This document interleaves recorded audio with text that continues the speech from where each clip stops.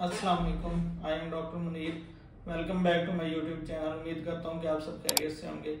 तो आज हमारी वीडियो का जो टॉपिक है, आज हमने ये डिस्कस करना है कि ये जो आप दांतों में अगर कोई चीज़ फंस जाती है तो इसको आप निकालते हैं, तो इसको सबसे अच्छा निकालने का मेथड कौन सा और क्या चीज़ आपको इस्तेमाल करनी चाहिए और किन चीज़ों से आपको परहेज़ करना चाहिए। तो अक्सर हम देखते हैं कि जब हमारा डेली लाइफ में रूटीन बनी होती है कि जब भी हमारे दांत में कोई चीज़ फंसती है, हम खाना खाते हैं या कोई चिकन वगैरह, मटन या कोई इस तरह की कोई चीज़ खाते हैं जो आपके दांतों में, जो दांतों के दरमियान एक नेचुरल स्पेस होती है, इंटरडेंटल स्पेस, उधर जाके कोई चीज़ स्टक होती है, तो हम ये देखते हैं कि हमारे आसपास जो चीज़ अवेलेबल है, अक्सर लोग माचिस की तीली निकाल लेते हैं, उससे वो अपने दांत में जो चीज़ फंसी होती है वो तीली मार मार मार के उसको निकालने की कोशिश करते हैं। या मार्केट में हमारे पास आती हैं वो टूथपिक्स के नाम से, वो शार्प सी एक तीली होती है, उसके साथ जो है वो शार्प सी एक वुडन स्टिक टाइप होती है, टूथपिक के नाम से वो बाजार में सेल आउट हो रही होती है। तो लोग कोशिश करते हैं कि उसके साथ इंटरडेंटल स्पेस में उसको मारते हैं और उससे वो खाना जो फंसता है उसको निकालने की कोशिश करते हैं। इस तरह उनका जो प्राइमरी पर्पज होता है वो तो अचीव हो जाता है, उनकी जो चीज़ फंसी होती है, स्टक होती है, वो किसी ना किसी तरह स्ट्रगल करके उसको निकाल ही लेते हैं। लेकिन इसका जो आगे हमारा जो लॉन्ग टर्म जाके हमें नुकसान बर्दाश्त करने पड़ते हैं वो आज हम डिस्कस करेंगे। तो सबसे पहले तो ये है कि जब आप टूथपिक मारते हैं, नेचुरल स्पेस वो बिल्कुल मिनिमम सी स्पेस होती है, तो उसमें जो है आप बड़े साइज की जो कोई स्टेकी या जो तीली वगैरह, माचिस की तीली या कोई भी ऐसी चीज़ जिसका वो साइज बड़ा है उस इंटरडेंटल स्पेस से, तो वो उधर आप मारेंगे तो वो फोर्सफुली जाके उधर जाएगी। तो उससे आपका ये होगा कि आपके जो दांतों के दरमियान जो है वो स्पेसेस भी आएंगी, और दूसरा उसका सबसे बड़ा नुकसान ये होता है कि वो आपका जो मसूड़ा होता है, जो इंटरडेंटल पेपिला होता है, उसको जाके डैमेज करते हैं। और वो आपका मसूड़ा जब डैमेज होता है तो आपका उसका दांत में स्पेसेस आना शुरू हो जाती हैं, फिर इस तरह उधर जो है खाना ज़्यादा स्टक होना शुरू हो जाता है, और फिर कुछ तो आप उससे निकालेंगे, बाकी जो है उधर लेफ्ट आउट जो रह जाएगा वो उधर इन्फेक्शन करेगा।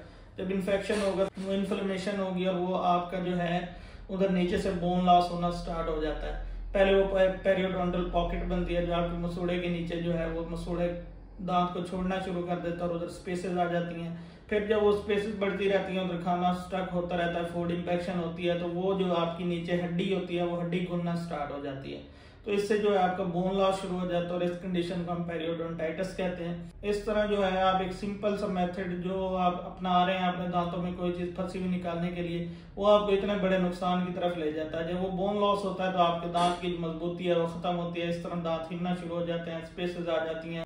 तो कुछ अरसे बाद या 8-10 साल बाद आपके वो दांत जो हैं वो लूज होना, हिलना शुरू हो जाता है और इस तरह वो गिर भी जाते हैं। तो ये तो सब कुछ हो गया जो काम हमने नहीं करने। अगर आपके दांतों में कोई चीज़ फंस रही है तो आपने कोई ये स्टिक्स वगैरह नहीं इस्तेमाल करनी, टूथपिक्स नहीं इस्तेमाल करनी, ये तीलियाँ नहीं इस्तेमाल करनी, तो फिर आपने करना क्या है? तो इसमें हमारे पास सबसे जो बेहतरीन सोल्यूशन होता है वो होता है डेंटल फ्लॉस। डेंटल फ्लॉस एक धागा नुमा होता है, वो धागा बिल्कुल ब्रीक होता है। वो आपने ऐसे करना होता है कि आपने दोनों उंगलियों पे लपेट के इस तरह उस धागे को खींच के, तो वो आपने उस धागे को आपने दो दांतों के दरमियान मारना होता है। तो इससे ये है कि जो हमारे पास इंटरडेंटल मिनिमम सी स्पेस होती है तो उसमें वो धागे एक तो आसानी से चला जाएगा। जब वो आसानी से जाएगा तो वो अंदर जो भी चीज़ फंसी होगी उसको निकाल के बाहर लेके आएगा। ये तो है हमारे पास कन्वेंशनल डेंटल फ्लॉसेस जो हैं, जो पहले मतलब एक कन्वेंशनल तरीका है। इसके लिए आपको कुछ भी बाजार से बाय करने की ज़रूरत नहीं है। सिंपल आप कोई अच्छा सा धागा साफ सुथरा लें, उसके साथ आप जो खाना फंसा हुआ है बीच में वो निकाल सकते हैं। लेकिन जो वो थोड़ा सा मुश्किल होता है, टेक्निकल होता है कि आपका दो दांतों के दरमियान वो धागा नहीं जाता या आपको वो पोजीशन नहीं बन रही होती। तो इसके लिए जो है हमारे पास मार्केट में डेंटल फ्लॉस आती है। डेंटल फ्लॉस ये बॉक्स है जिसके अंदर तकरीबन कोई 30 से 40 पीसेज हैं और ये 200 to 70 तक ये आपको मिल जाता है, इजीली मार्केट में अवेलेबल होता है। तो इसमें आपने करना ये होता है कि आपने एक फ्लॉस निकाल के उसको प्रॉपर जो है आपने यूज़ करना होता है। ये इसकी ना एक शार्प एज होता है, शार्प वाली सरफेस होती है। ये जो शार्प वाली सरफेस है इसको आपने नहीं यूज़ करना होता। ये जो दूसरी है जिस साइड जो थ्रेड लगा हुआ है उसको आपने यूज़ करना होता है। तो इसको कैसे यूज़ करना है ये आप इस वीडियो में जो ये चल रही है इसमें आपको प्रॉपर नज़र आ जाएगा। तो इसमें आपने करना ये होता है कि आपने जो डेंटल फ्लॉस का ये थ्रेड वाला है इसको आपने दो दांतों के दरमियान इंसर्ट करना होता है, और इंसर्ट करने के बाद आपने उसको इजीली जो है थोड़ा सा मूव करना और उसके बाद निकाल लेना है। तो इससे आपके दांतों के दरमियान जो चीज़ फंसी होगी और इसका फ़ायदा ये होगा कि आपके दांतों के अलावा जो आपके मसूड़ों के नीचे भी कोई चीज़ फंसी होगी तो उसको भी निकाल लेगी। इसका मसला ये आता है कि आपका जो ये इस तरह इंसर्ट तो हो जाता है, लेकिन ये जो इधर स्पेस होती है ना, इंटरपेपिलरी स्पेस होती है, मसूड़ों के दरमियान ये स्पेस होती है, इधर आपका प्रॉपर इंसर्ट नहीं होता और ये पोजीशन नहीं बन रही होती। तो इसके लिए आप थोड़ा सा इसे इस तरह टेढ़ा भी कर सकते हैं, टेढ़ा करके इस तरह पोजीशन बना के इस तरह आपको खींच के इसको निकाल सकते हैं।